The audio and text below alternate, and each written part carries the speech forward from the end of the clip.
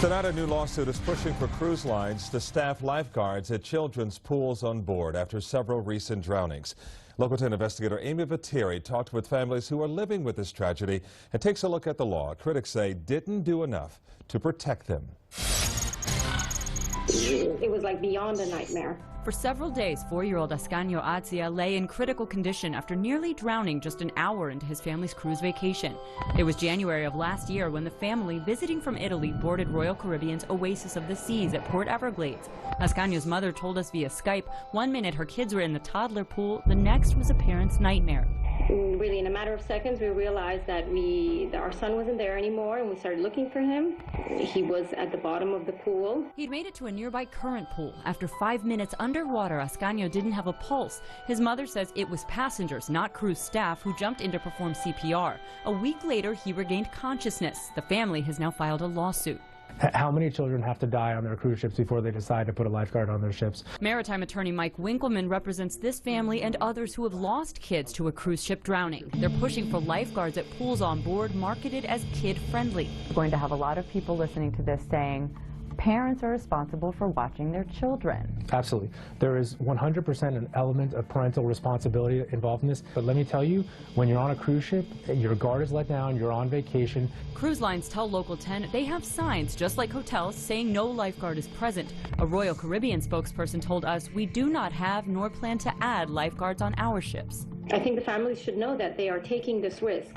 In the last 3 years, 9 kids have either drowned or nearly drowned in cruise ship pools. An 8-year-old boy drowned on Royal Caribbean's Liberty of the Seas in December. In May, a 10-year-old girl on the Norwegian Gem. In 2013, it was Quentin Hunter. He was a ray of sunshine. It's not a day that goes by that I don't think about him. The 6-year-old from Orlando was in the jacuzzi on the Carnival Victory as it sailed back to Miami. All of a sudden, I hear the DJ scream, somebody get that kid. Quentin was at the bottom of the pool. The first thing I said was, is that my baby? But no one noticed him drowning, not even swimmers right next to him.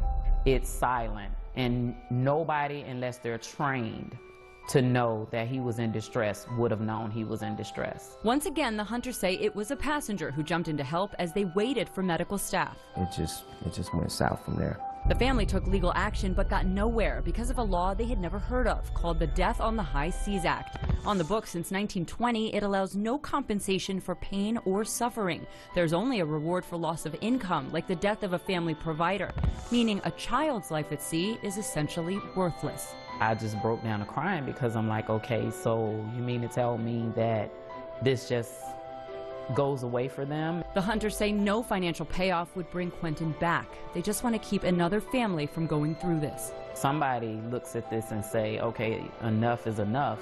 Our son isn't the only one. Right now, there is just one company that provides lifeguards at pools on board. Disney Cruise Lines has been doing it since 2013 after a 4-year-old boy nearly drowned and suffered brain damage on one of their ships.